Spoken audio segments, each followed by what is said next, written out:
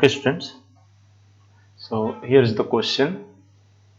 In question, it is asked find net electric field at point P. Here is the point P, and here we have one charge Q, one more charge here Q, and one more charge, another charge Q is placed at the center, and this is a form of triangle, students. So side is A, and all side is A, so it means it is equilateral triangle, and we have to find out electric field at this point. Okay, so when we will write formula for electric field, suppose because of this charge Q, what will be the electric field at point P? So we can write here E. Suppose I am giving one, it is I am naming one, this is charge number 1, this is charge number 2, and this is charge number 3. Now see, so electric field due to charge number 1, so E1 is equal to one constant K, and this Q divided by distance. How much the distance? Distance is the A is the distance, see here. So A square. Now how you can write E2? E2 is equal to K, same value of charge Q, upon distance is A square. Okay, and because of third charge, how you can write electric field? E3 is equal to K Q divided by distance ka square, right? So what is the distance? This is from this point to this point. What will be the distance here to here? So it will be A by root 3, because this is centroid. Okay, centroid and equilateral triangle. So this is the direct formula, A by root 3 ka square. So I can write here A upon root 3 ka whole square, and that can be written as 3KQ upon A square. Okay, now since electric field is a vector quantity, so we have to take care of direction here. So because of charge 1, what is the direction of electric field? So this is the direction of electric field, this line is the direction of electric field, and because of charge 2, this line is the direction of electric field, and resultant of charge 1 and 2 will be in this direction. This is okay, this direction.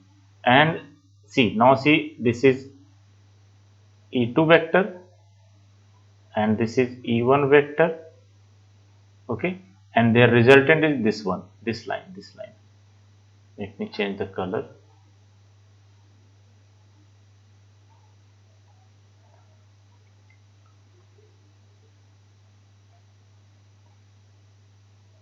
Okay, so this is the resultant of E1 and E2, and E3 is, that is electric field to charge 3, also coming in this direction. So first we will find out electric field due to this 2 vector.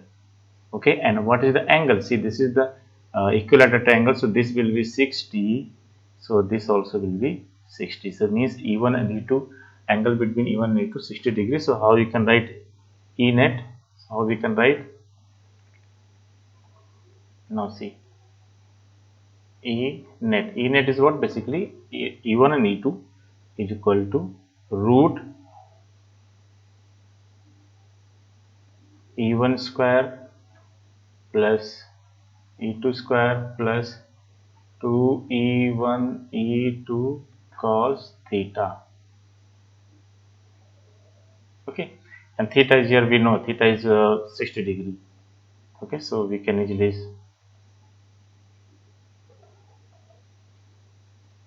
so how we can write? So see, E1 and E2 both are equal. See here, this is E1 KQ by A square, this is E2 KQ by A square. See here, and so here we can write, so in this manner, so means E1 and V2 both are equal, so I can write here in under root 2E1 square, okay, plus 2E1 square, because E1 and 2 are equal, into cos 16. Cos 16 is 1 by 2. So these two will get cancelled. You will get, finally you will get root, in root 2E1 square and plus 1E1 square.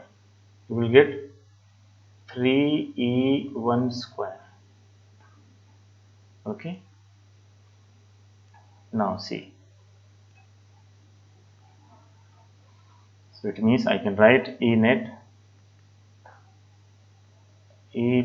is equal to root 3 and E1 will come out, 3E1. Okay. Now look at the diagram. See in the diagram here, this is the direction of resultant of E1 and E2, and E3 is also in this direction. So we will add them. So means, so total electric field. So here what we can write here, electric field due to all three charge, nothing but, so E total is equal to E net plus E3, and you have to add them. So what you will get, so is equal to E net is nothing but root 3 E1 plus E3, we already calculated. Here is the E3, 3kq upon a square, 3kq upon a square. Here what it is, 3 3kq upon a square. Okay, so this is what we are getting here. Now put the value root 3, okay, 3kq. Now put the value, what is E1. Now you can easily write down here the value, you can easily write down. Now see, so root 3 and E1 is nothing but kq upon a square, and plus this is what, 3kq upon a square. This is your answer.